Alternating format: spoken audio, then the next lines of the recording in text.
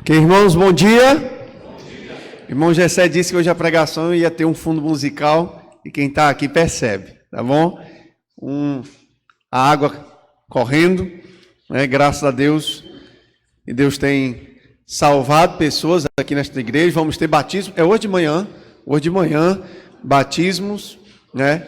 À noite, uma declaração pública da fé destes amados irmãos. Isso é bom, saber que a igreja de Cristo está aumentando, está crescendo, e há pessoas que estão se identificando publicamente com o Senhor Jesus Cristo. Irmãos, quero dizer que tem sido uma bênção estar aqui com os amados, momentos mesmo de muita alegria da minha parte. Hoje tirei uma oportunidade para conhecer um pouquinho mais da igreja, as instalações, e é bom saber do privilégio que Deus tem dado a esses irmãos, né, de ter um local bem localizado, uma boa estrutura para assim servir melhor, né, no reino de Deus, abençoar a cada um de vocês. Graças a Deus por esta igreja, por estas bênçãos que Deus tem derramado na vida de cada um de vocês. Amém?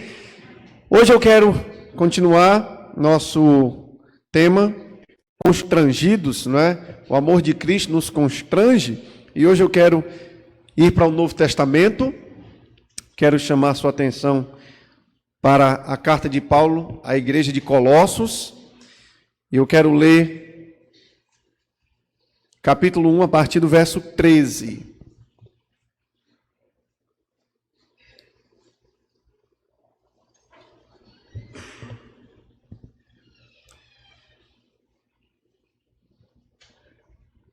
Carta de Paulo à igreja de Colossos, capítulo 1, a partir do verso 13. Vamos ler até o verso 23.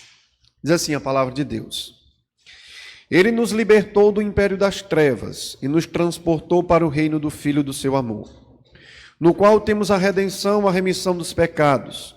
Este é a imagem do Deus invisível, o primogênito de toda a criação, pois nele foram criadas todas as coisas, nos céus e sobre a terra, as visíveis, as invisíveis, sejam tronos, sejam soberanias, quer principados, quer potestades. Tudo foi criado por meio dele e para ele. Ele é antes de todas as coisas, nele tudo subsiste. Ele é a cabeça do corpo da igreja, ele é o princípio, o primogênito entre os mortos, para em todas as coisas ter a primazia. Porque aprouve a Deus que nele residisse toda a plenitude, e que, havendo feito a paz pelo sangue da sua cruz, por meio dele reconciliasse consigo mesmo todas as coisas, quer sobre a terra, quer nos céus. E a vós outros também, que outrora erais estranhos e inimigos no entendimento pelas vossas obras malignas, agora, porém, vos reconciliou no corpo da sua carne, mediante a sua morte, para apresentar-vos perante ele santos, inculpáveis e irrepreensíveis. Se é que permaneceis na fé, alicerçados e firmes, não vos deixando afastar da esperança do evangelho, que ouvistes e que foi pregado a toda criatura debaixo do céu, e do qual eu, Paulo, me tornei ministro. Amém? Até aqui o texto da palavra, vamos orar.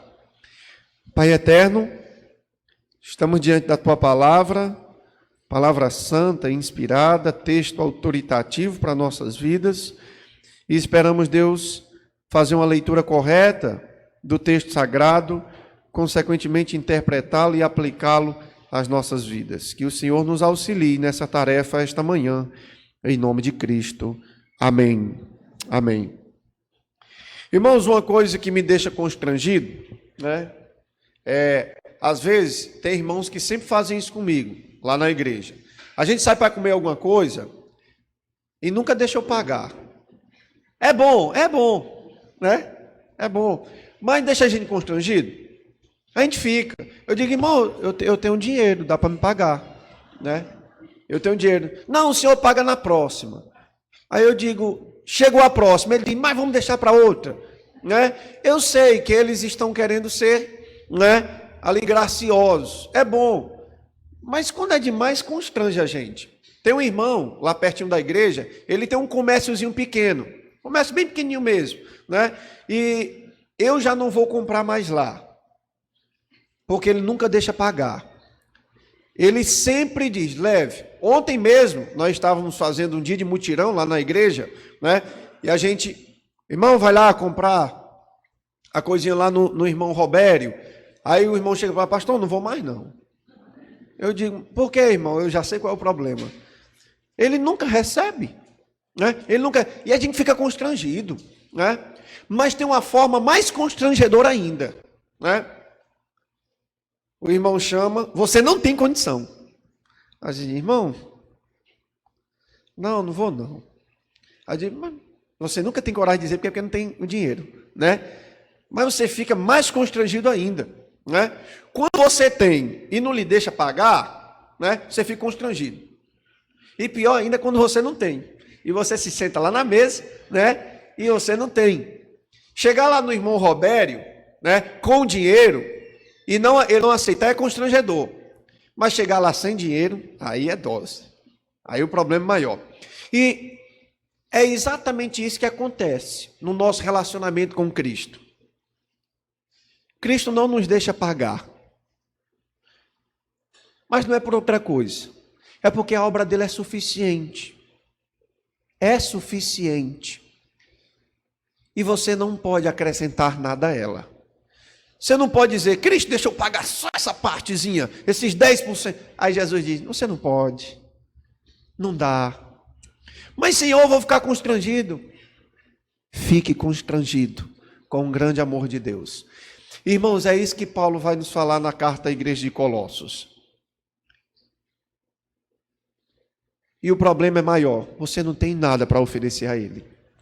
Você não tem nada que possa pagar, recompensar aquilo que Deus tem feito através de Cristo. E a resposta mais adequada, minha e sua, a este amor é: fique constrangido. E corresponda com esse amor de forma sábia, agradecendo com sua vida, temendo e amando a Deus. O problema é que em toda a história do cristianismo, muitos procuraram contribuir, pagar a graça de Deus. Muitos procuraram lidar com este amor imensurável, tentando pagar. Eu quero pagar, eu quero fazer parte disso. Não é possível. Não é possível que eu nunca tenha nada para oferecer a este Deus. Não é possível que eu não possa pagar, que eu não possa contribuir com nada. E a resposta é impossível. É impossível pagar algo ao que ele tem feito, fez e fará por nós. Paulo vai tentar trabalhar esse problema ao escrever a igreja de Corinto. Havia uma doutrina um tanto problemática que estava assolando o seio da igreja.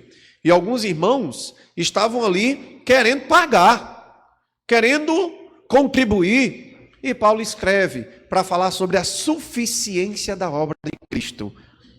O poder da obra de Cristo, que consequentemente torna qualquer oferta nossa, qualquer forma ou tentativa de pagamento, algo irracional. Nessa caminhada traçada por Paulo, no capítulo 2, Paulo, a partir do verso 8, ele vai lidar com diversas tentativas de pagar, diversas tentativas de compensar o grande amor que Cristo tem dispensado a nós. Do verso 8 até o versículo 10 do capítulo 2, Paulo vai trabalhar um problema sério que teve início ali no primeiro século, mas no segundo século foi uma enxurrada, né? Essa doutrina, esse pensamento chamado gnosticismo. O gnosticismo, ele tem suas peculiaridades, né? O gnosticismo entende que toda a matéria é uma corrupção do ideal, né? Toda a matéria, aquilo que é material, é corrupto. Então, nós precisamos, né, fugir do material. E isso se dá de algumas formas, os gnósticos entendiam, né?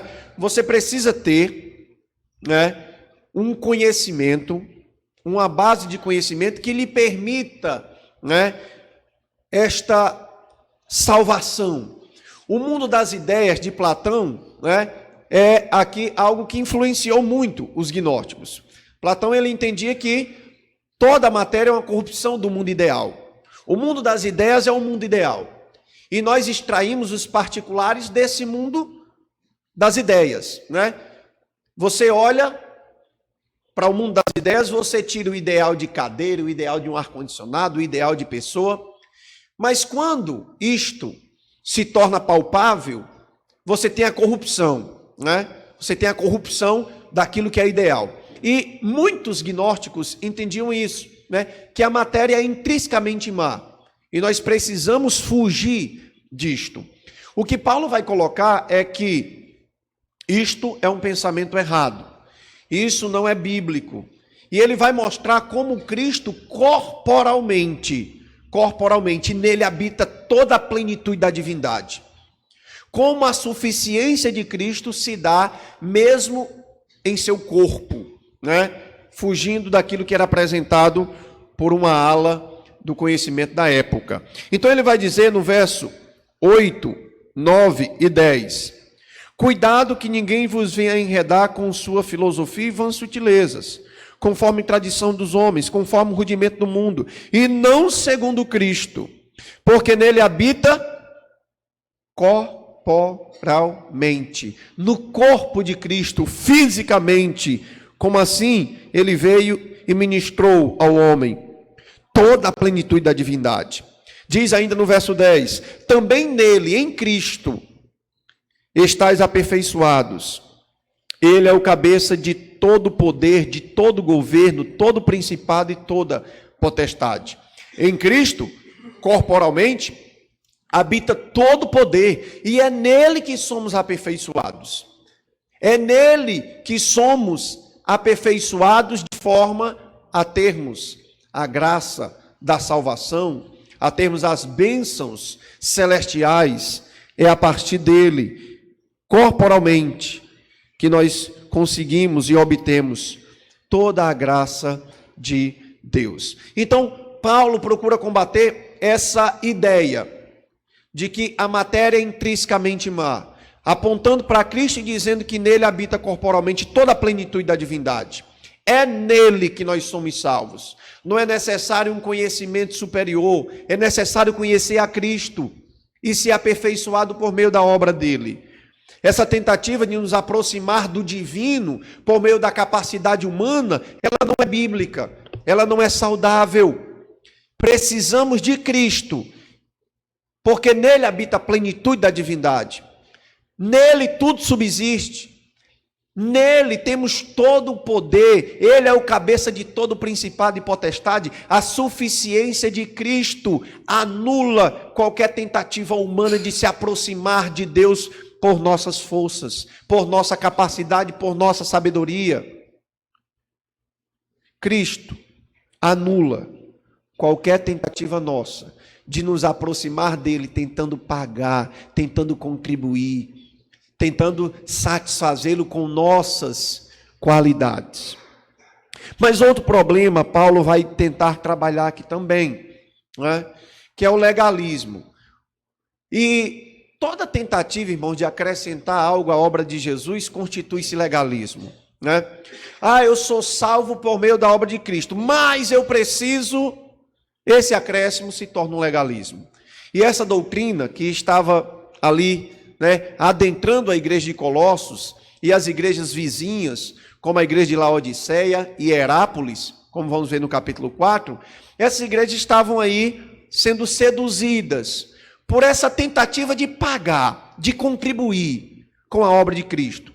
Você tem Jesus aqui, mas eu tenho que somar com essa obra de Cristo. Paulo diz, não precisa somar. Cristo é suficiente, a obra dele é suficiente. E Paulo vai tentar, mais uma vez, corrigir um problema de querer somar, de querer multiplicar com a obra do Senhor Jesus Cristo.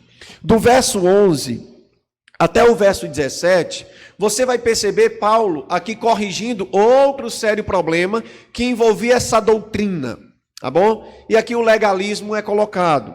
Paulo vai dizer o seguinte: nele, em Jesus, também fostes circuncidados, não por intermédio de mãos, mas no despojamento do corpo da carne, que é a circuncisão de Cristo, tendo sido sepultados juntamente com ele no batismo, no qual igualmente fostes ressuscitados mediante a fé no poder de Deus, que o ressuscitou dentre os mortos.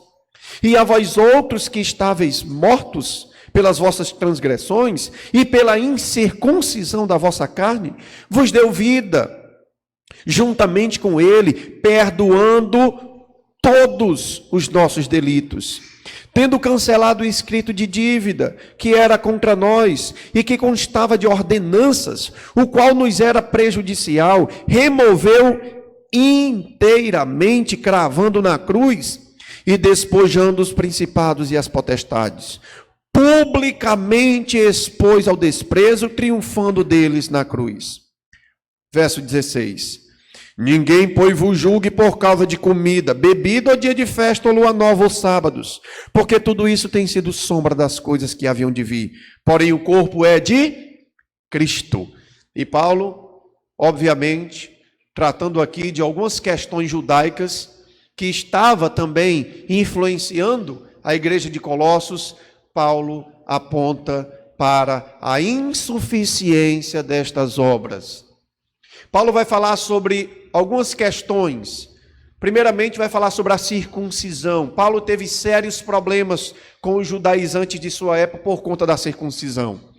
Ele vai dizer que Timóteo, sim, eu circuncido. Agora Tito, não. E Timóteo, por uma razão. Mãe. Seu pai grego, mas sua mãe judia. E ele submeteu Timóteo à circuncisão. Mas ele diz, a Tito não. De forma nenhuma. Eu não o submeterei a isto, mostrando a insuficiência da obra que o próprio Paulo categoriza como obras humanas. Circuncisão do homem. É claro que tudo isso teve um papel importante na sua época. Era a sombra, era a figura, apontava para algo maior que viria, para a pessoa de Jesus Cristo. As festas eram importantes, porque ela aponta para a grande festa, para o grande dia, para as bodas do Cordeiro, para a obra finalizada de Cristo. Elas tinham importância, agora elas não são suficientes. Não são suficientes. O sábado, apontado na lei, também figura do descanso eterno que teremos em Cristo, ele se tornou insuficiente. Aliás, sempre foi insuficiente.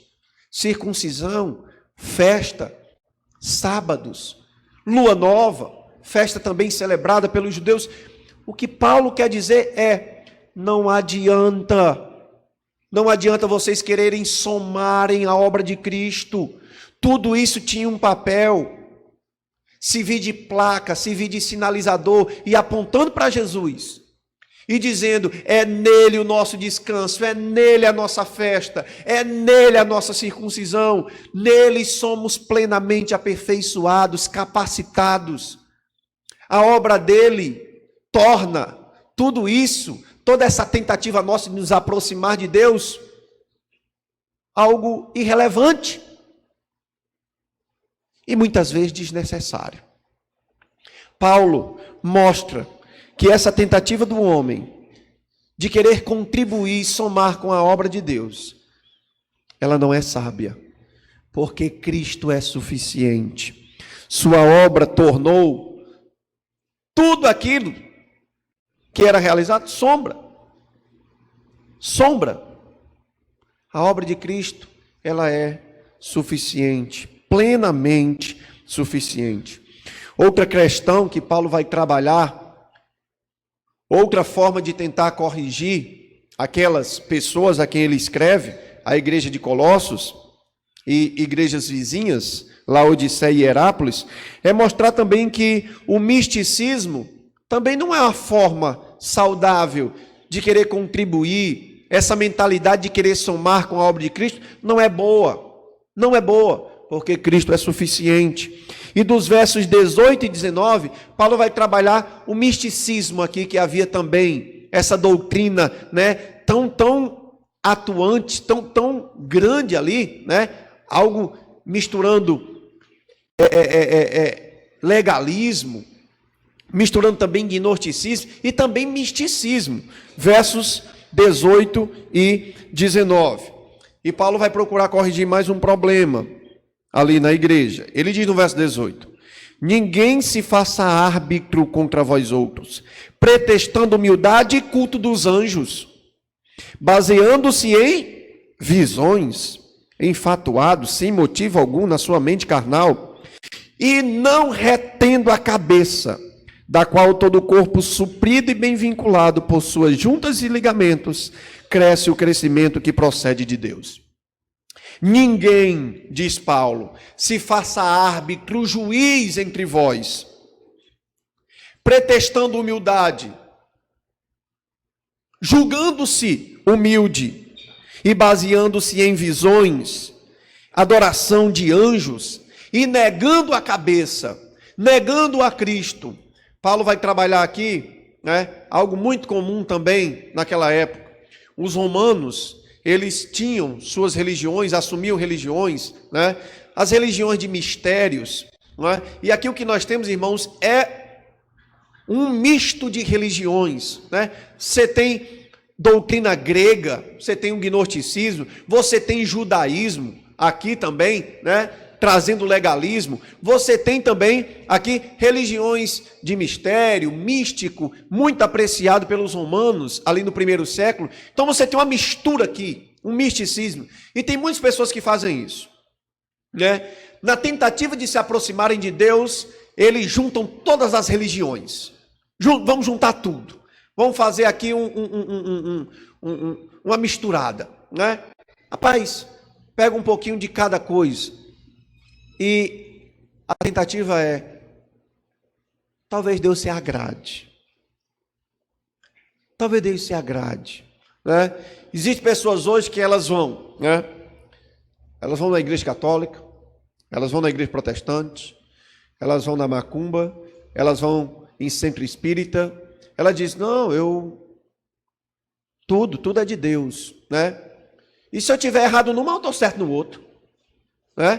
E a tentativa é loucura, é loucura. E essa tentativa errada, frustrante de se aproximar de Deus, ela é prejudicial.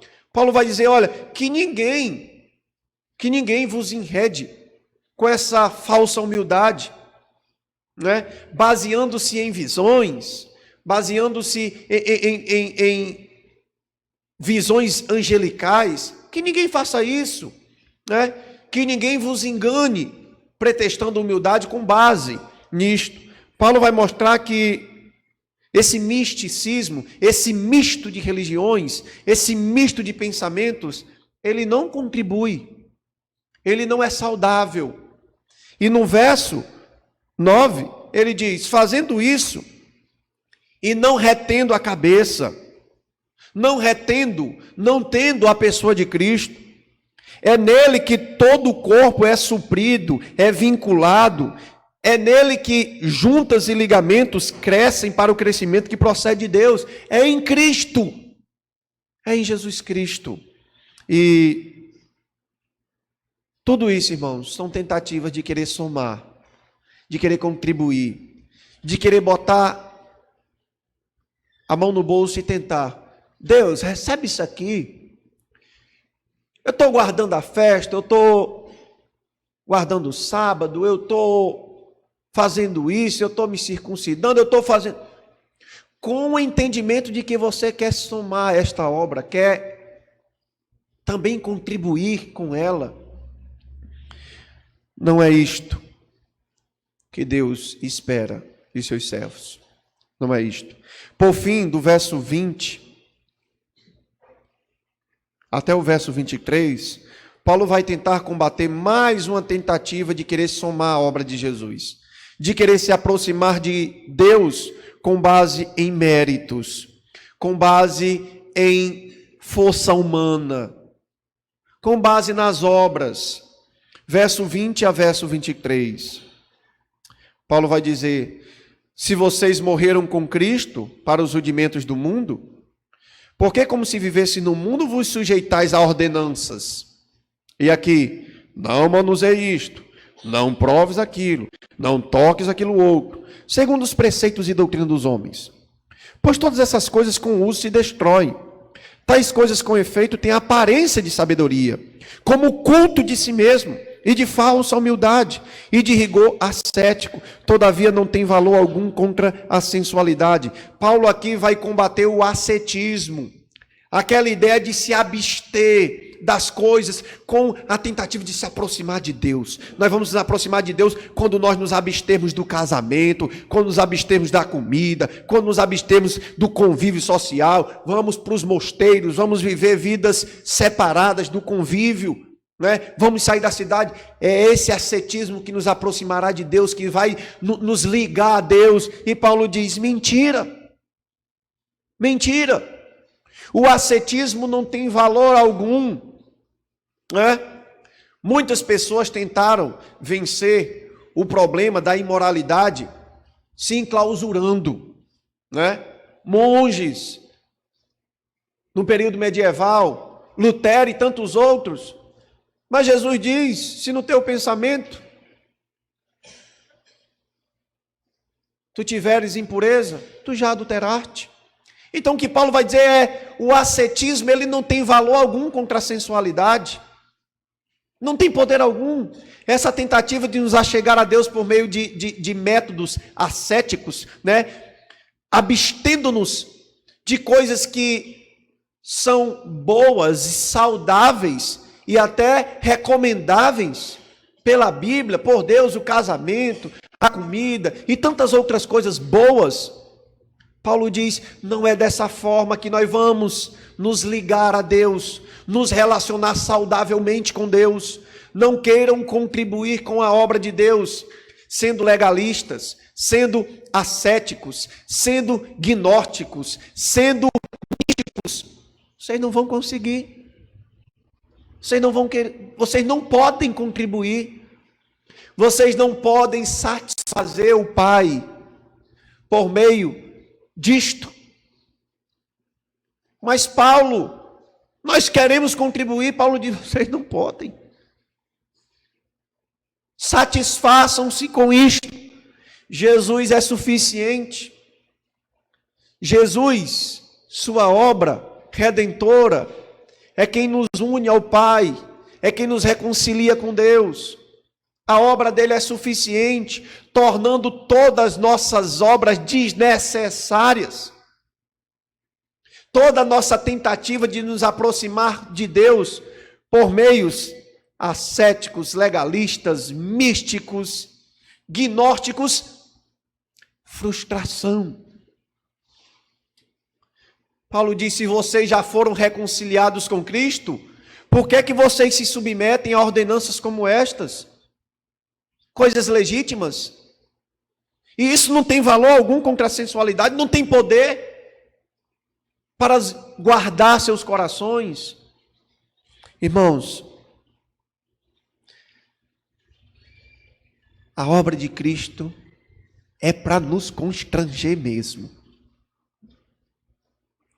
Deixar-nos constrangidos, porque não há o que possamos fazer para que Deus nos ame mais. Não há o que possamos fazer como tentativa de nos aproximar de Deus ou cooperar com a obra dele. Ele nos reconciliou consigo mesmo por meio da obra do seu Filho, tornando desnecessária e desprezível qualquer tentativa nossa de somar, de querer multiplicar com a obra do seu Filho. O amor de Cristo nos constrange. O amor de Cristo nos constrange. Não tem como você pagar. Não tem como você retribuir.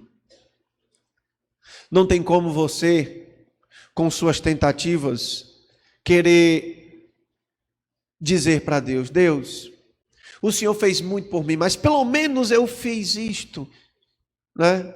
Não dá. Não é possível.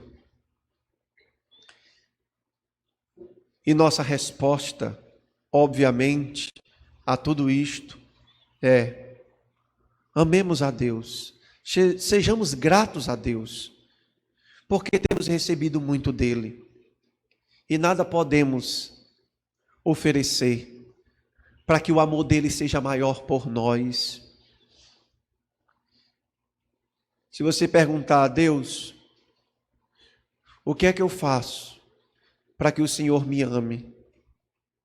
Você não entendeu o amor dele ainda.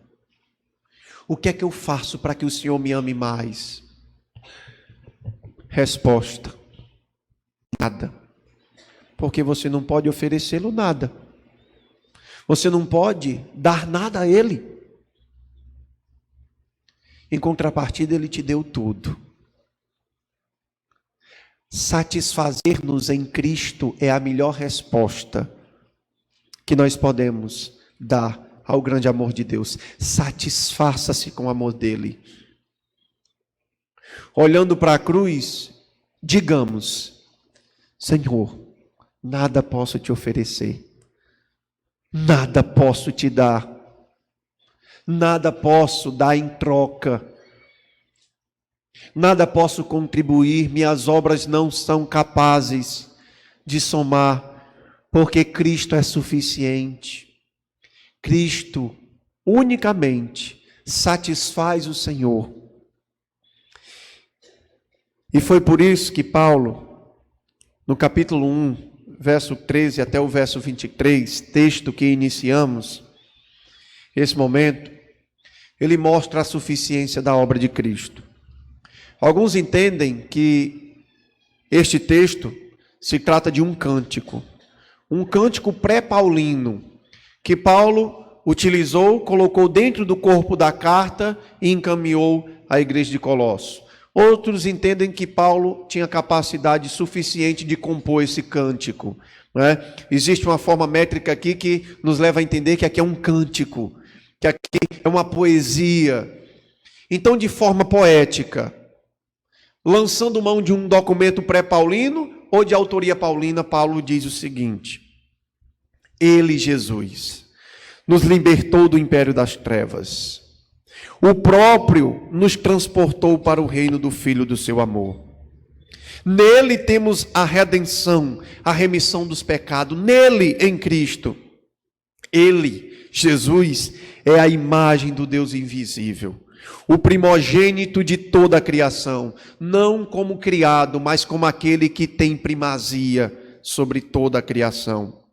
Diz ainda: pois nele foram criadas todas as coisas em Cristo, nos céus, sobre a terra, visíveis e invisíveis, tronos, soberanias, principados, potestades, tudo foi criado por meio dele. Ele é antes de todas as coisas, nele tudo subsiste. Ele é a cabeça do corpo da igreja, ele é o princípio, o primogênito entre os mortos, para que em todas as coisas tenha primazia.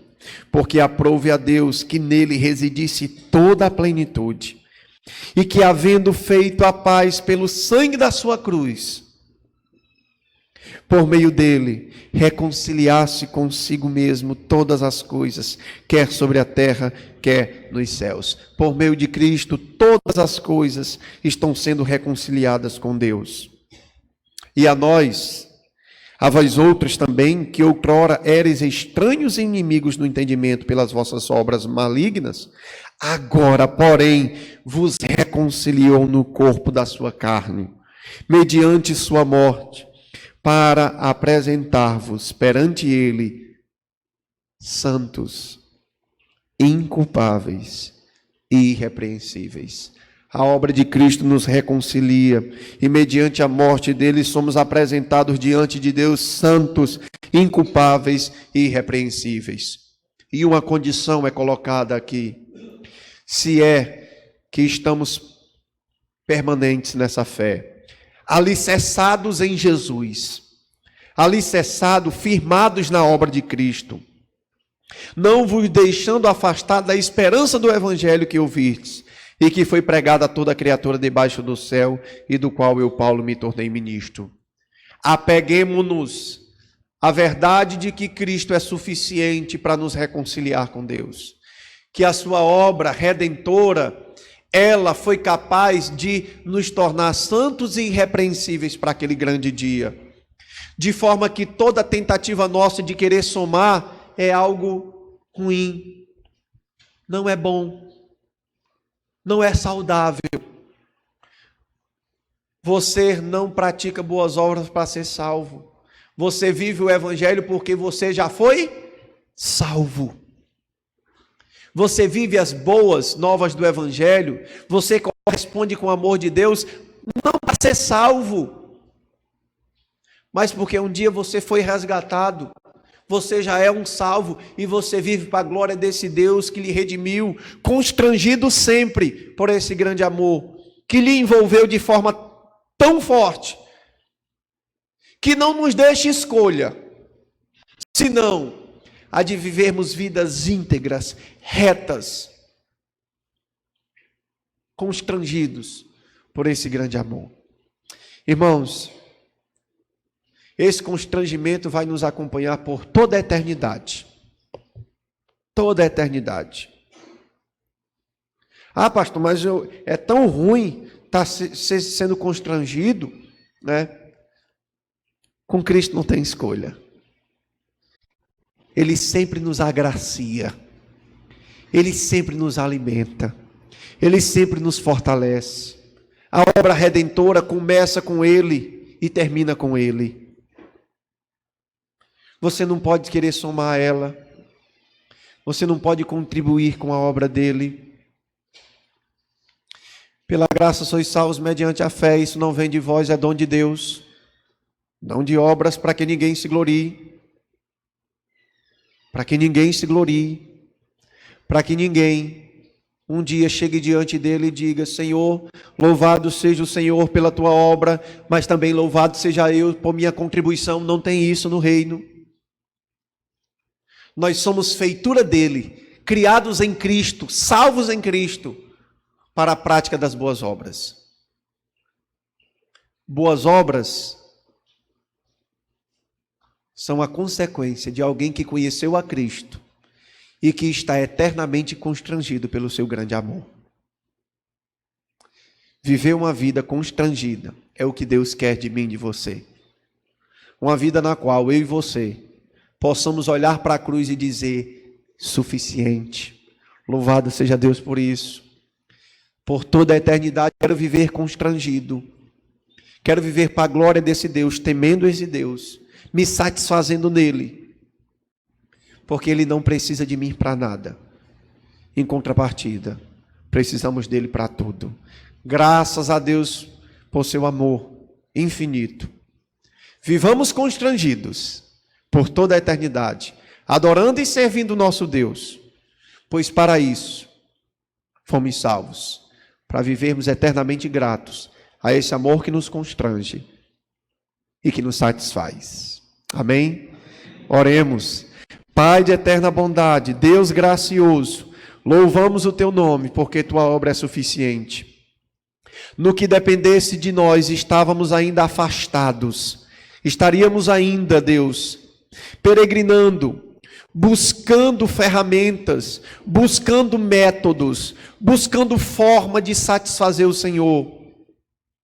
E tudo isso se tornaria infrutífero, insuficiente, porque somos incapazes. Mas graças ao Senhor pela obra de Cristo Jesus, que nos reconcilia e que nos torna eternos constrangidos deste amor.